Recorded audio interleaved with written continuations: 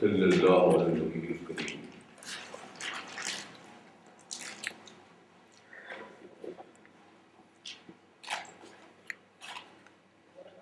You know, every religion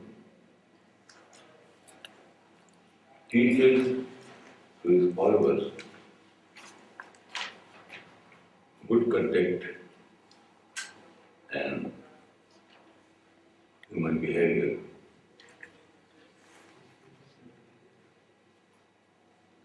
I think that the gist of the Islamic teaching is that believer must adopt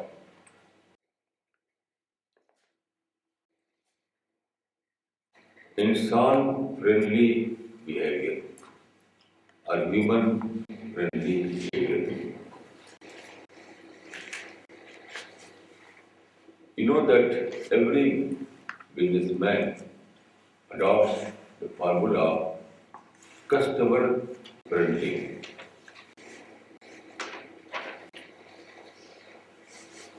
Every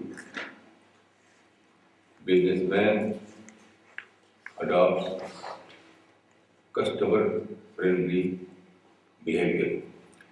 So in the case of religion, including Islam, Islam want to establish normal relationship between the member of society, and all the teachings in this regard can be summarized in two words: that believer must adopt a insan-friendly behavior in his speech, in the action, in every aspect of his life. I can say that Islam gives a code of conduct in this regard. Islam tells us a list of do's and don'ts. For example, Islam tells us that you have to adopt justice and tolerance and truthfulness and refrain yourself from injustice and intolerance and violence.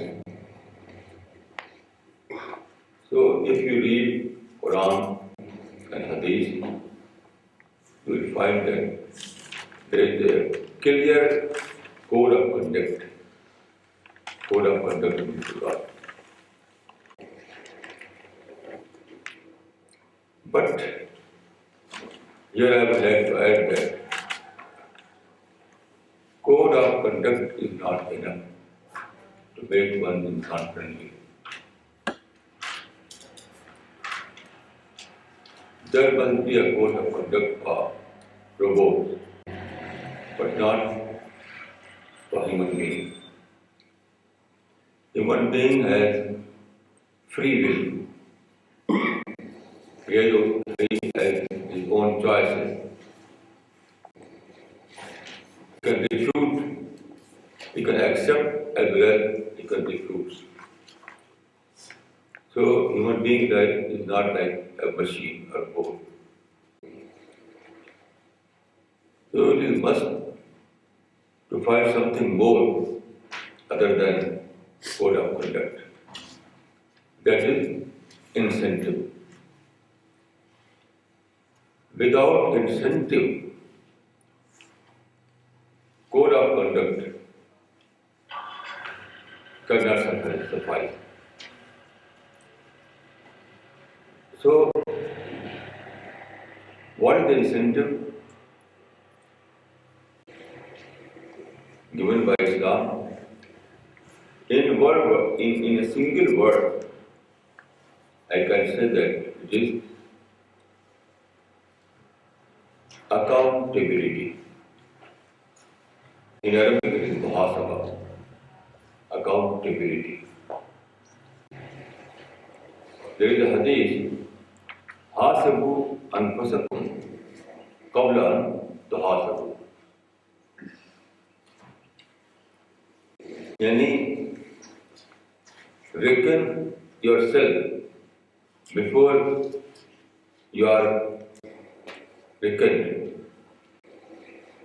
अपना हिसाब कर लो इससे पहले कि तुम्हारा हिसाब किया जाए.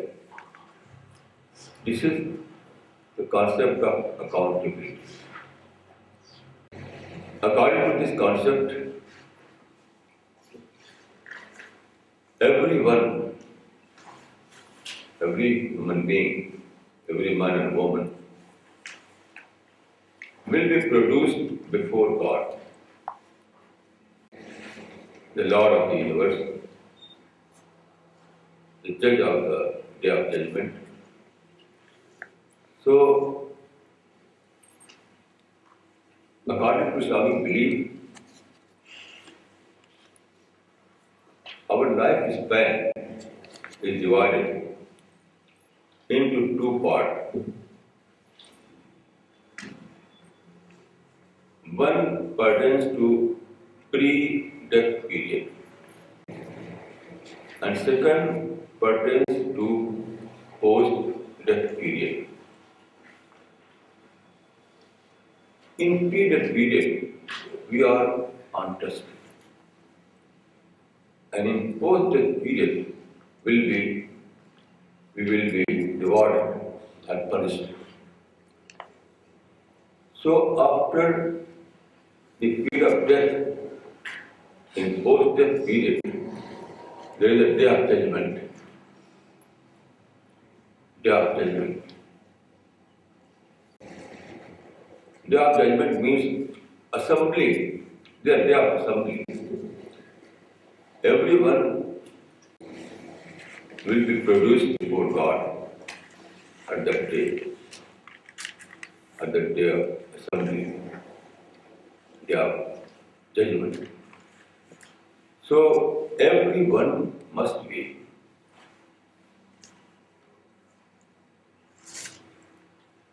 either he is punished by God or is rewarded by God. According to Islamic belief,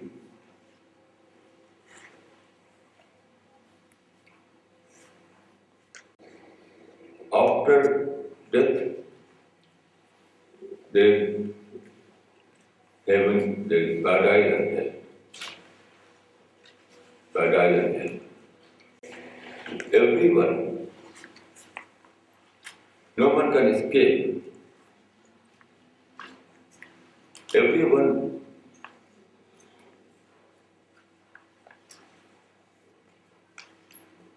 will be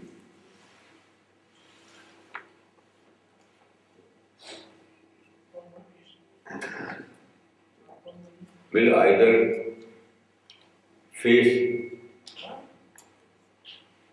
the hell or will find entry into paradise, and both are eternal. So this belief, which I call accountability, muhasaba, this belief gives us a sense of incentive, a motivation. This belief, this belief produces a kind of compulsion.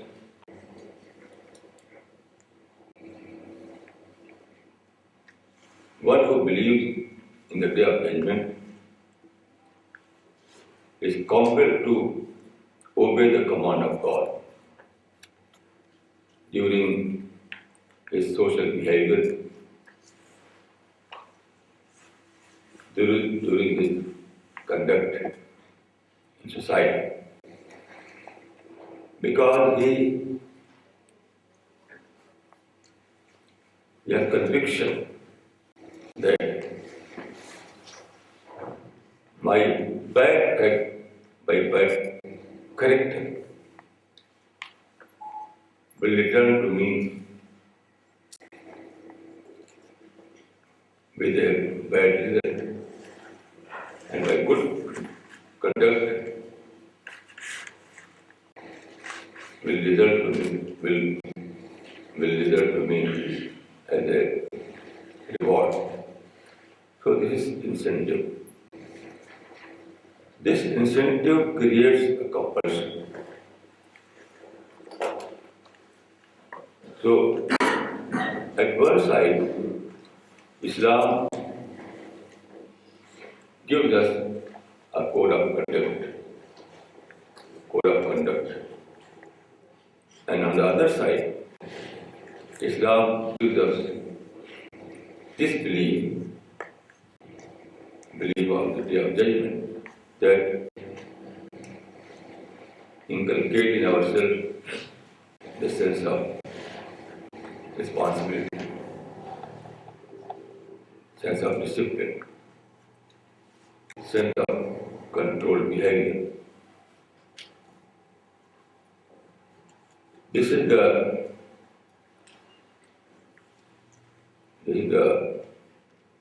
belief system of Islam in this regard. Here, I would like to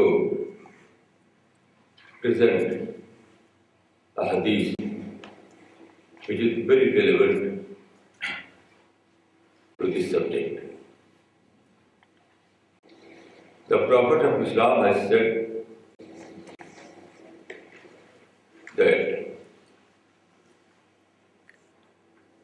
Amarni Rabbi Bitisai. Amarni Rabbi Bitisai. Khashyatillah fi sirri wal alani.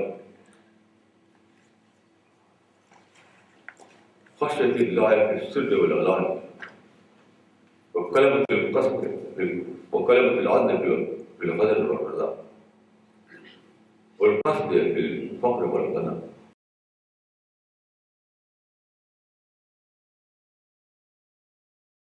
وأن أسلم من قتل وعفو من ظلم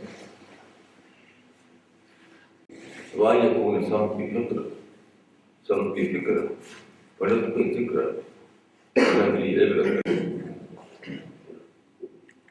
This hadith gives us 9 points. 9. The translation of this hadith is that God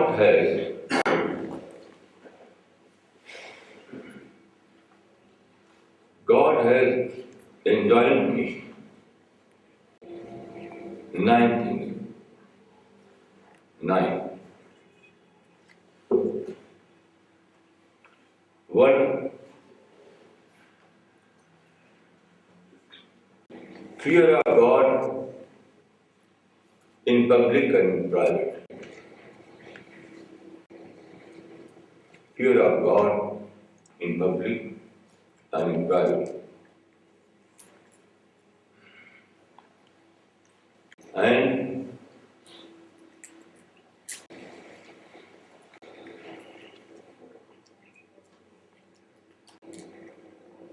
And to speak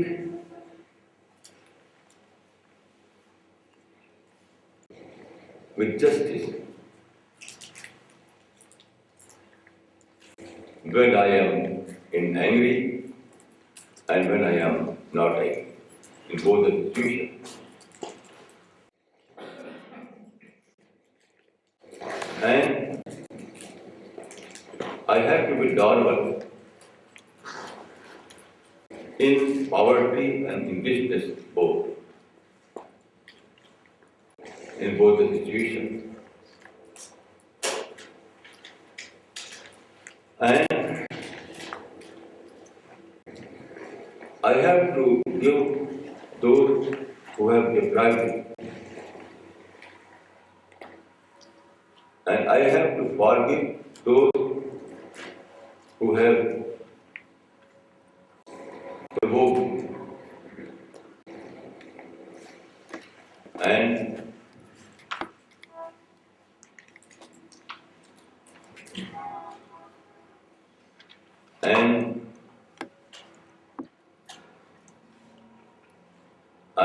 and I have to give those كلمة خشية الله في السر والعلانية وكلمة العدل في الغضب والرضا والقتل في الفقر والغنى والعود رمى وعفى من ظلم وأن يكون صمتي فكر.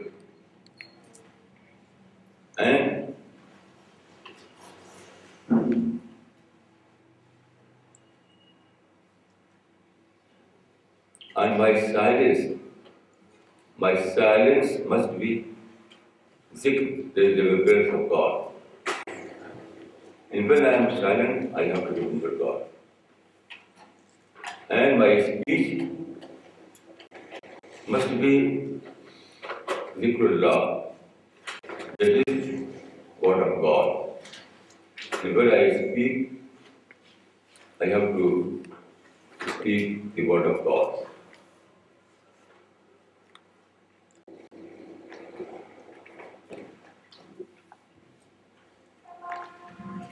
And my observation must be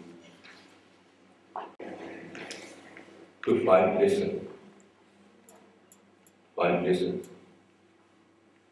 These are 9 teachings. I think that these 9 cover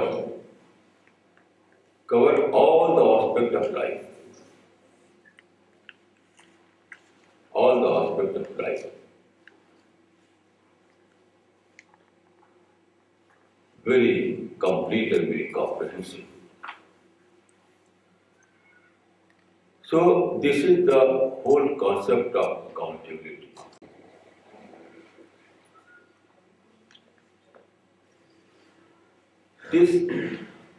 These 9 principles set the course of behavior in the society.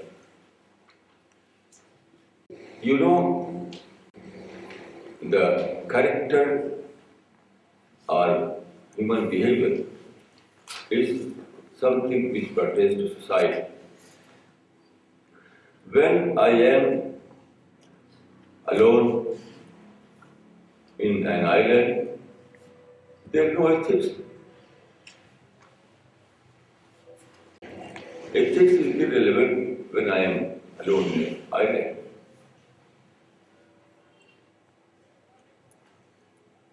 Ethics or moral behavior is a social phenomenon.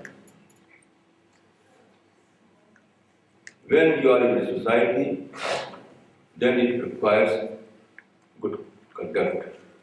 But when you are in an island, in a mountain, in a jungle, then it is irrelevant. Why? Why?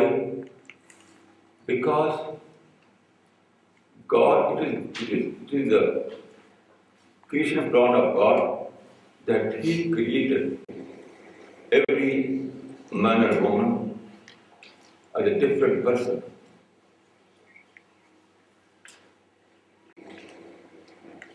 Every man is a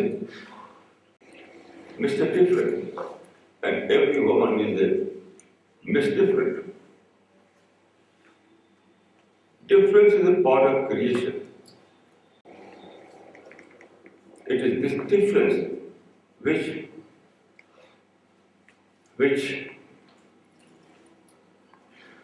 requires good conduct from you.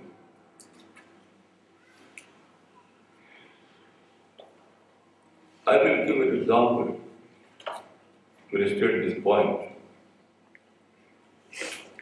When the Prophet was in Medina, One day he saw a believer. He was Abu Masood Ansari. His name was Abu Masood Ansari. So Abu Masood Ansari was beating his servant. He became angry. He became angry, and he started beating his servant. Prophet saw this scene and said, "Elam Aba Masood, Elam Aba Masood, Ankallah, Aqtar alayk min kala hadalka." Oh Abu Masood, remember that God is more powerful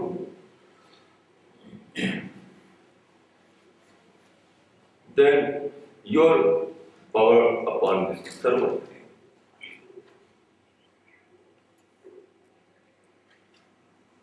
So instantly he became aware and said, I was wrong, I was wrong, I was wrong. Why? Why happened this phenomenon? Because when he was provoked by his servant and became angry and started beating, at that time, consciously or unconsciously, his feeling was that there is inequality. I am superior and this servant is inferior. I am superior and he is inferior. So this concept that I am superior and more powerful, it was this sense of superiority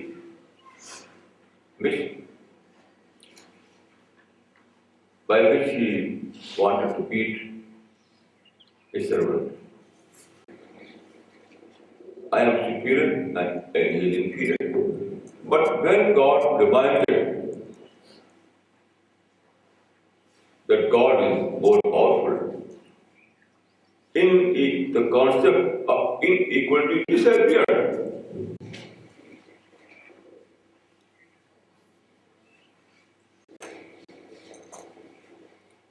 The concept of superiority and inferiority, the concept of superiority and inferiority disappeared. Both were equal before God. When comes God, there is no big, no small, no superior, no inferior.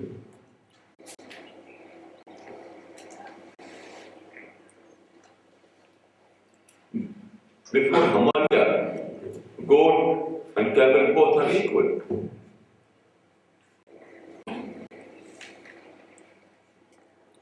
So before God, everyone is equal. So this concept that God is all powerful, it creates a new kind of feeling in every person.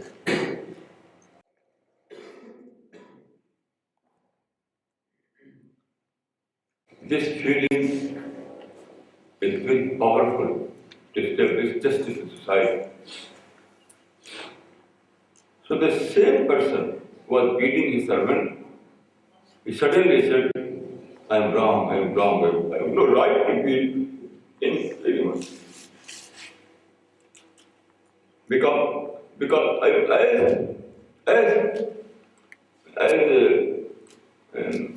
weak as this person, there is no difference. I have no right to beat anyone. So this is the concept of accountability. This is the concept of God. All I have said that although Islam gives us a complete code of conduct, complete code of ethics, but this is not enough. You have to find some incentive. This was the incentive. So sense of accountability provides incentive, motivation. This is the belief that controls human behavior in society.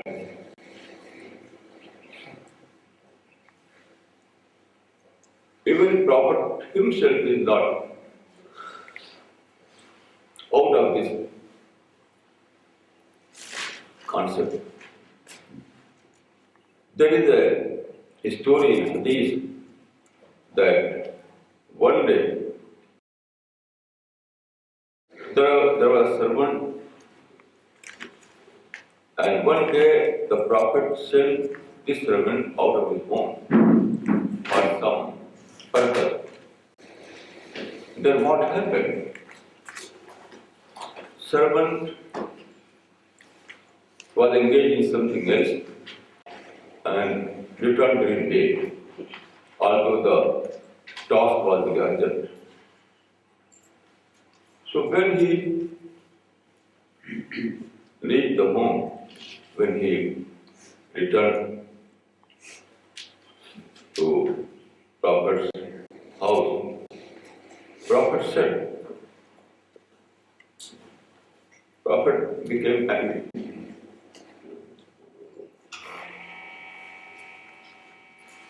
Prophet became angry. You know, according to Muslim Islamic belief, Prophet is a human being. He is not God. It's very important to know. According to Islamic belief, Prophet is not God. Prophet is a human being. The only difference is that God has chosen a person like us to send his message to him, only to be conveyed to others.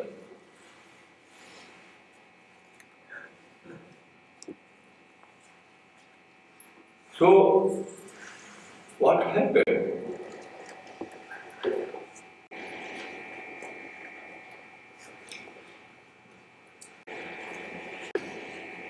According to human nature, Prophet became angry. But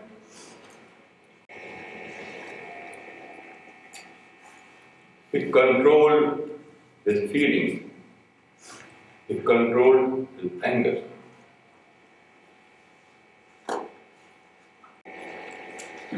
He said, instead reacting violently, he said, لولا خشية القوة لأوجعتك بهذا السواك.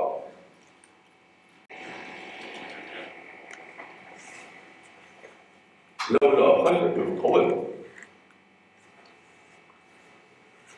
لأوجعتك بهذا السواك. I fear God. I fear that I am accountable to God.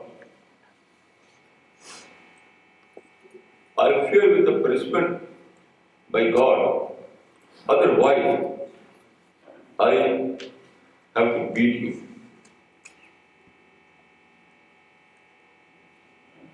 अगर मुझे डर न होता खुदा की पकड़ का तो मैं उसको मारता. You can see here that every human being, including Prophet, is controlled by this belief.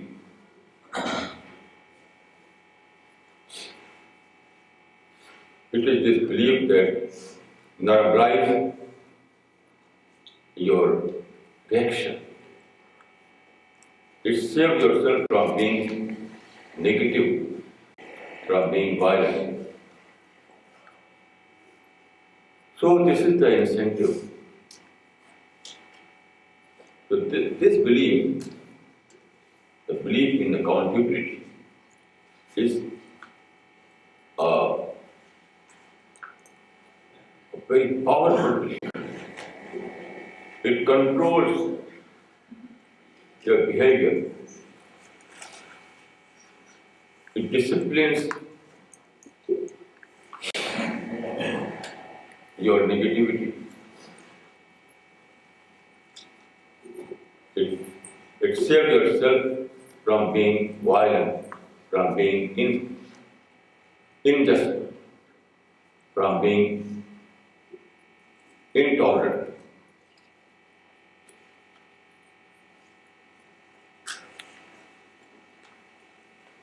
There are so many stories in the life of the Prophet and in the life of companions of the Prophet.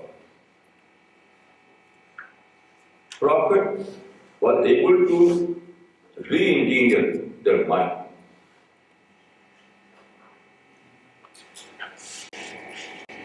And what is faith? It is re-engineering. Prophet was able to re-engineer their mind, to refashion their mind, to decondition their mind. So all those believers, all those companions were great believers in accountability.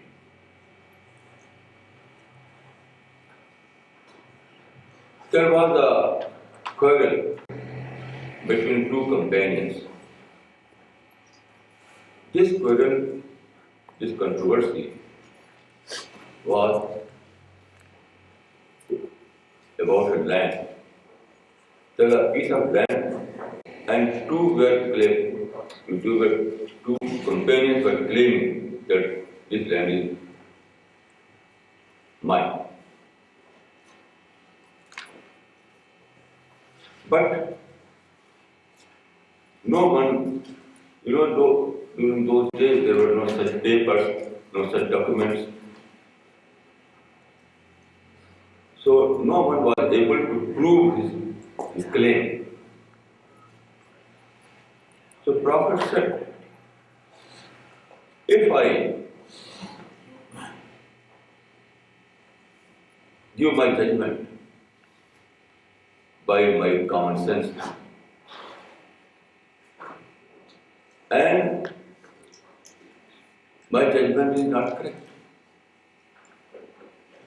the land is, the real owner of land is Mr. A, and I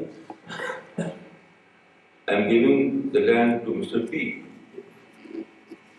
So even after my judgment cannot alter the situation on the day of judgment.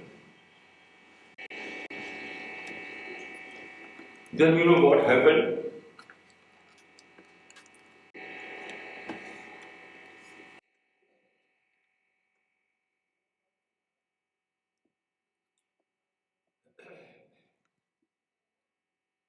Both of them said, Haqqi Reafi, Haqqi Reafi.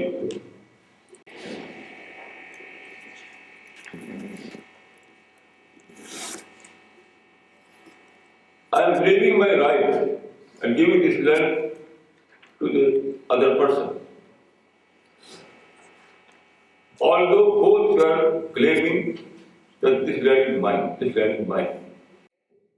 But when Prophet reminded that one who is real owner, he is the owner. And lastly, the case will go to God, who knows everything. So my judgment cannot change the ownership. So both said, Haqqi Reafi, Haqqi Reafi. I am leaving my right, this land, because they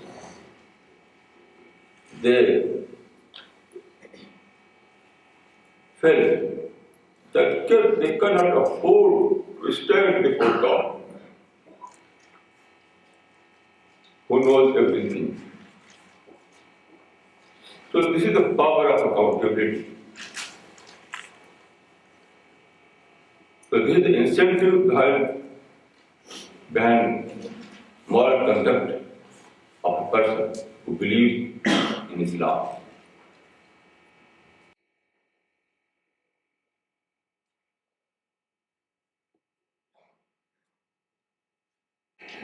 Then there is a story of two companions. Both were traveling, and the gate was very narrow. So there was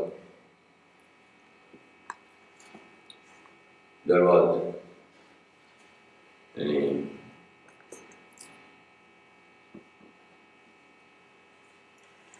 during both were hurried to enter the gate and reach the destination. So both confronted to each other. So one said, Ya Asar Rajal, oh, worst person, oh, evil person, Satan. Then the other person ex- explained the situation. Then it became clear that he was not responsible. So instantly his mood was changed. He said, I am bad, I am Satan. Why I spoke like this before knowing the whole situation? Here you can see that day of judgment controls your your your passion, your feeling. One who believes in accountability in the day of judgment, he always ready to acknowledge the others. He always ready to confess his own fault. And all those quarrels, all those controversies, all those fightings, why? The only reason is that people have no courage to say, you are right, I am wrong. That is the only reason. In India, in America, in Europe, everywhere, all those fightings, all those violence, all those bloodshed is due to only for a single reason that no one has the courage to say that you are right, I am wrong. You are right, I am wrong. So the belief in the day of judgment has a corrective power. A corrective power. It can correct your behavior.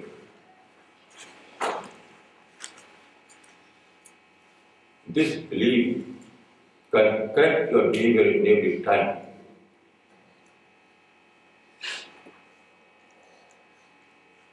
You may be a rich person or poor person. You may be a powerful person or weak person. You may be a ruler or you may be a subject. In every case, If you have belief in accountability, you fear God, you fear that the day will come when you will be punished, then it creates a compulsory situation.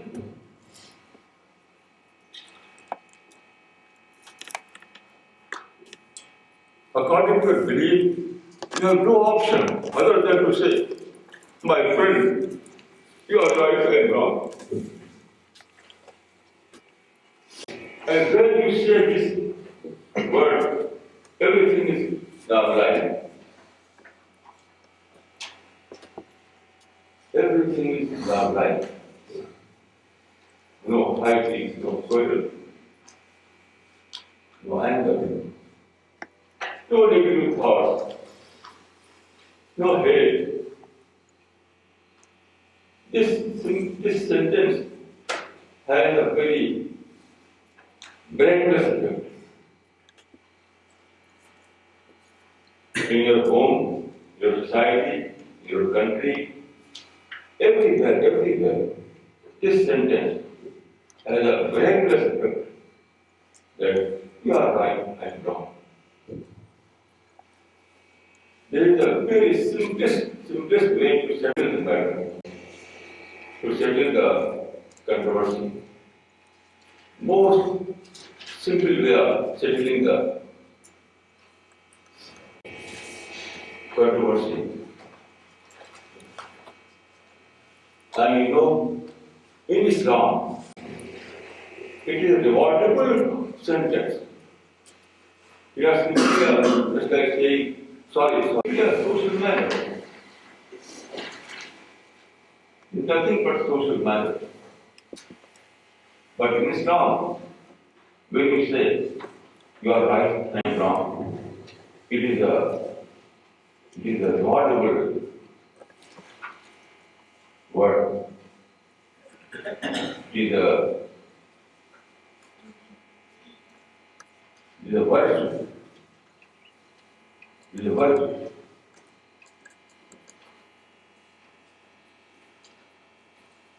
But great virtue. Great virtue. Great virtue. When you say sorry, there is nothing. There is social manner. But a believer who believes in God, who fear God, who fear their judgment, and under this feeling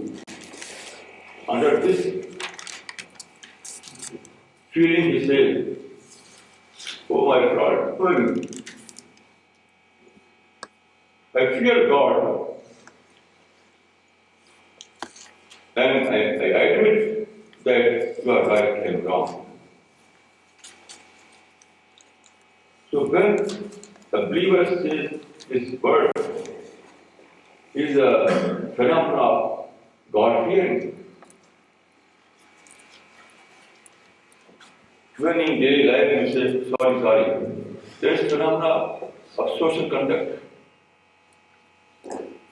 But when a believer says under the God fearing that you are right and wrong, that is a virtue, great virtue, which may give you eternal paradise. So this is the incentive behind social conduct of a believer.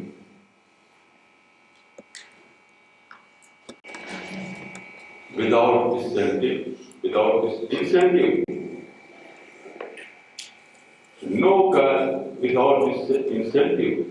no one can afford to say you are right and wrong.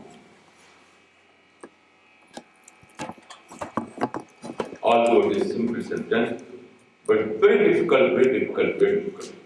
Because when you admit your fault, you negate your ego, you kill your organism. Without killing one arrogance, one cannot say I was wrong.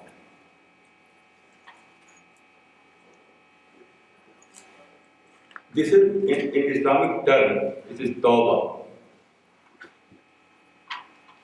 This, this saying that I was wrong. This is tawbah. And tawbah is a certificate of paradise. Tawbah is a great virtue. It makes you liable for entry into paradise.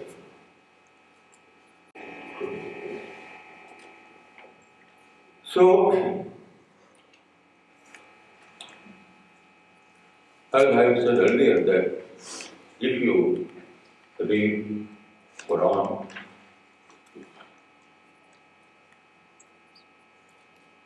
if you read Hadith, if you read the life of the Prophet, if you read the life of the companions, you will find that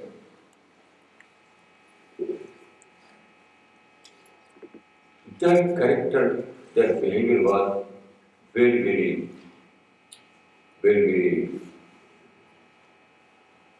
insan friendly. But this was not only due to a code of conduct. Simply code of conduct cannot produce such behavior, such character.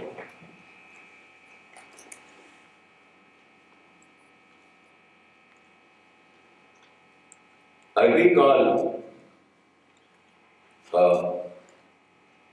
an article published by Mahatma Gandhi. This article was published in his paper Harijan. In this paper, he said that about the great companion of Prophet Abu Bakr and Umar. You know, there were two prophets of Muhammad, Abu Bakr and Umar. After the death of the Prophet, they became Caliph, Khalifa. Both were Caliph. Abu Bakr was first Caliph and Umar was second Caliph. So Mahatma Gandhi said, Abu Bakr and Umar were masters of great empire. This is the word of Mahatma Gandhi. Abu Bakr and Umar were masters of great empire. But they lived like a pauper.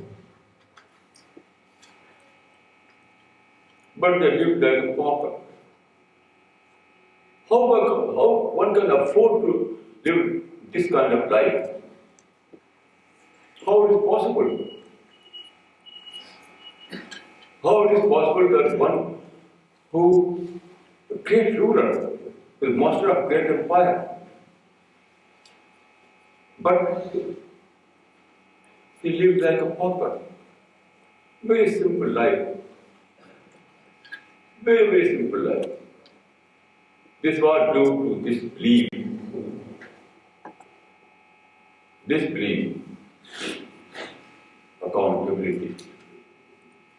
They were believing that although you are Caliph, although you are companion of the Prophet, but we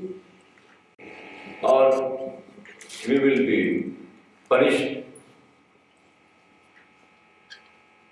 if you adopt the wrong character, wrong behavior.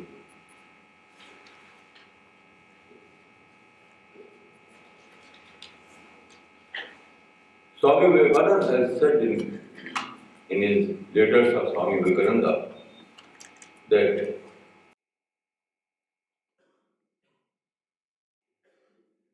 if any religion This is wording of Swami Vivekananda. If any religion approach to this equality, it is Islam and Islam alone. If any religion approach to this equality, it is Islam and Islam alone. Why? What was the reason?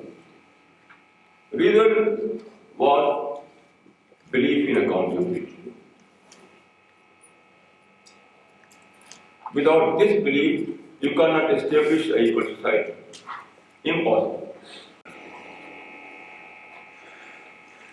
Because in every society, there are differences. There are poor and rich, there are rulers and subject, there is strong and weak. So it is impossible to establish a society where everyone is equal.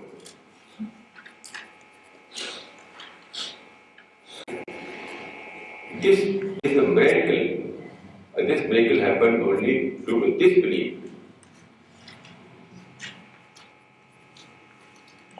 that some I am under God. God is all powerful. God can punish me. God has the power to send me to hell or give me entry into paradise. So it is this belief that was great incentive. That this belief demolishes all those inequality. It is this belief that can demolish all those organs, all those inequality, all those sense of superiority. This belief is like a bulldozer. The sense of accountability, the belief in day of judgment is like a bulldozer. It was this bulldozer that it was due to this bulldozer that Islam was able to establish a society where everyone was equal.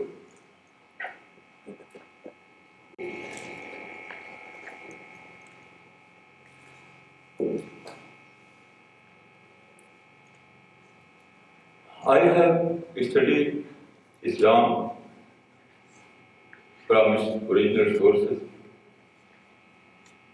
Quran and Hadith.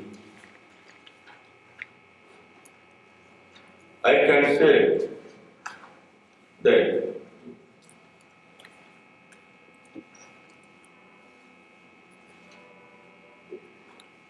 Islam is not a race. It is wrong to believe that everyone was born in a Muslim family is a Muslim.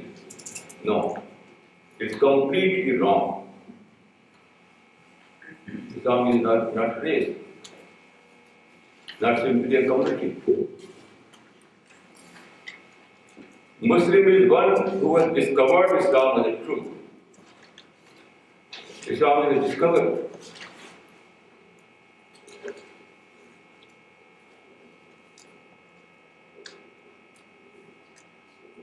It is well established in the Quran. You can read the para 7. وَإِذَا سَمِعُوا مَا أُنزِلَ إِلَى الرَّسُولِ تَرَى أَعْيُنَهُمْ تَفِيضُ مِنَ الدَّمْعِ مِمَّا عَرَفُوا مِنَ الْحَقِّ. Arafu means who have discovered Islam as a truth.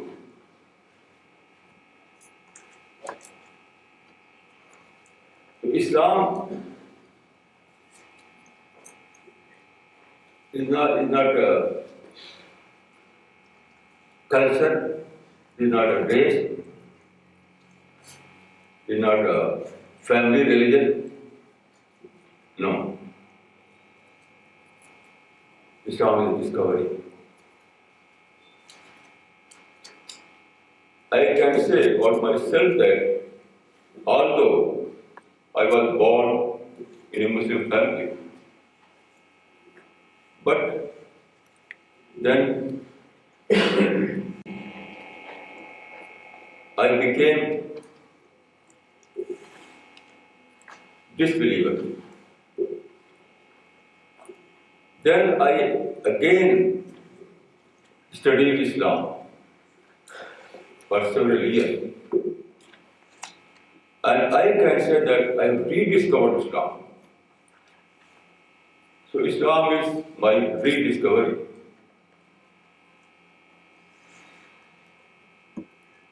I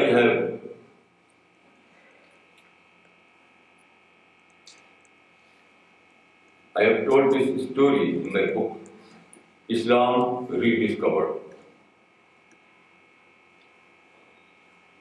Islam is not my family religion, my parents' religion, the religion of my community. No. Islam is my rediscovery. So, again I will repeat that you have to differentiate between Islam and Muslims. You have to judge Muslims in the light of Islamic teaching and not vice versa. Thank you.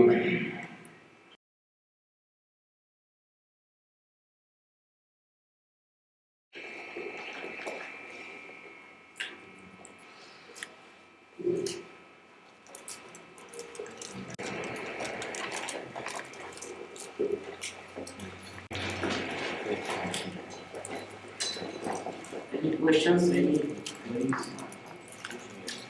Any suggestions?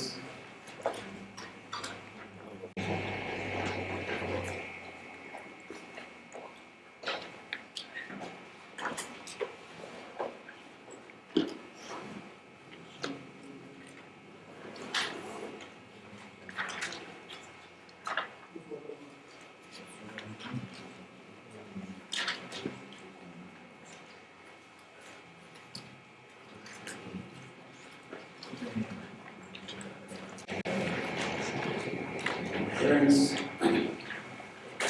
before we close this session,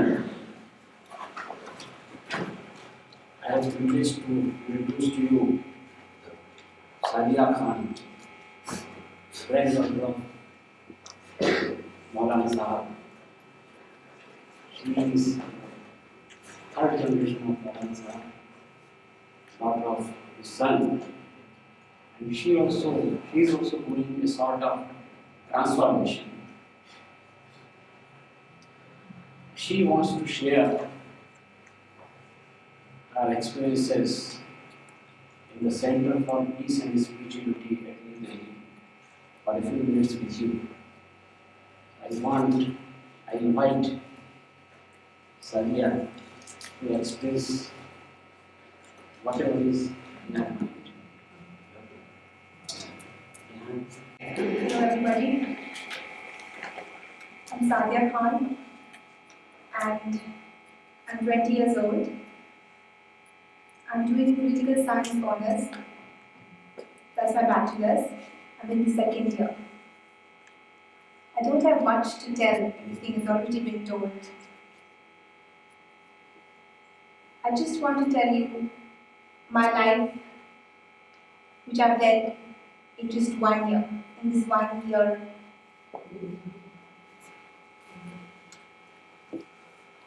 it's exactly 1 year from now, that is in January 2005, I became a member of Center for Peace and Spirituality, and I accepted Maulana as my unconditional guru. This served as a turning point in my life. In the past 1 year, I have realized the creation plan of God. I have discovered that life today that I'm living is nothing else but a test, which gives me immense solace, and that I will be rewarded just like anybody else in the life hereafter.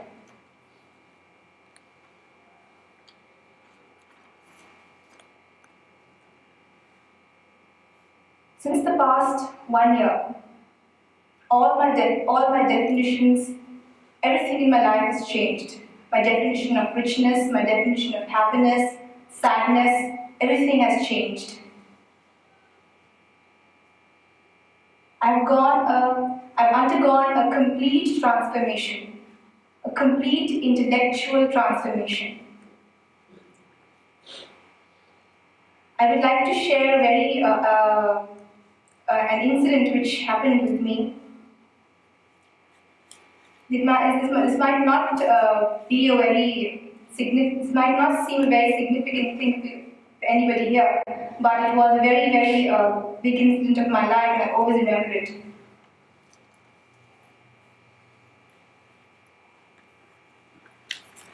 A year back, that is in 2003. I just remember the dates very well. In 2003, that makes it. I have a court near my house. I go to play badminton there.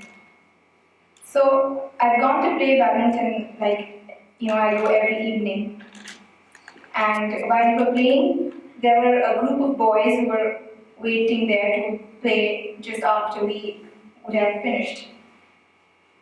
So maybe we played a little long. So they came and they were like, "You please go now, it's enough, you've played very long." And I became really angry and I screamed and shouted and reacted. I was, I think I've not told you people, that I was a very arrogant, a very irresponsible girl, a very irresponsible human being. So I screamed at him and I shouted at him. And since then, this guy is called Shanik. And since then, for a year, almost for a year now, in sense, we didn't speak, we were angry with each other, and obviously we had negative thoughts about each other. And after I was undergoing this transformation and I was realizing new things, and I was rediscovering things, that I realized my mistake. I realized my mistake, whatever percentage it was, 1%, 2%, 99%, whatever percentage it was. I went to Shanik and I said, "Hey pal, I'm really sorry. I was wrong and please forgive me." And this person was so shocked, he didn't know what to say. He said, "Are you the same Sadia?" I was like, "Yes, and I'm really sorry."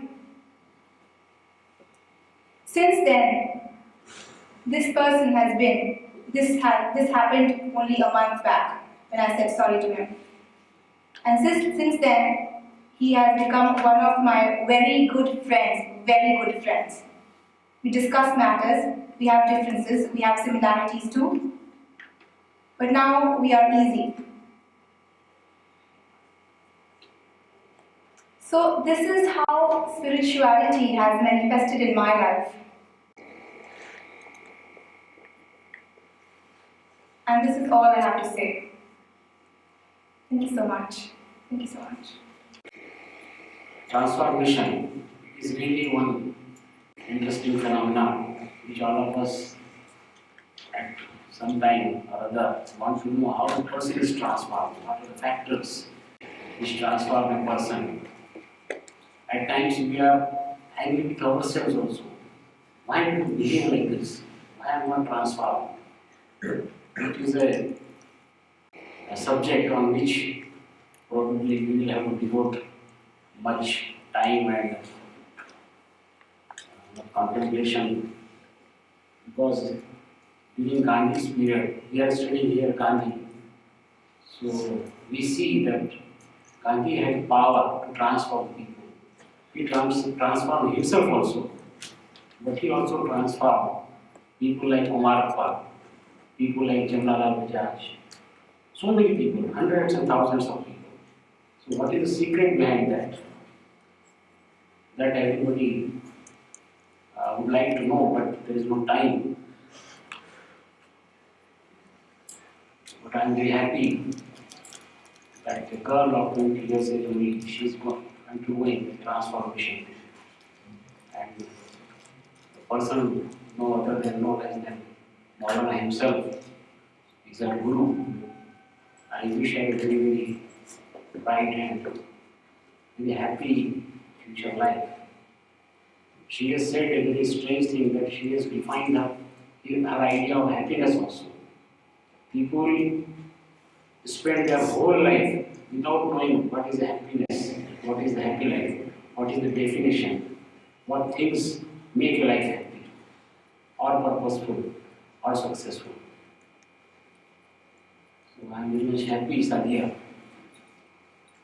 I also want to thank Maulana for taking so much trouble to come to Vardhan and speak to us for whole 3.5 hours in the whole day. I wish that he would every now and then occasionally come and stay with us, whether we extend a formal invitation or we do not. I think if he considers us as some persons who love him, we extend a standing invitation to him and to all other members of his family also. We close this session here.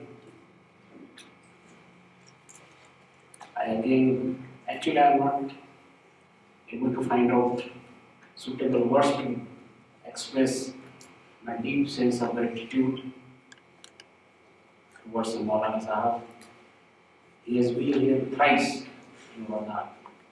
And then all the three of them, this is third visit I think so far as I know.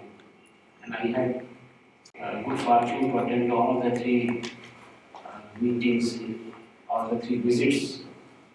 And therefore I am very much fascinated and actually I feel that, as I said earlier, he should visit Vardhan at least once a year, not more, at least once a year.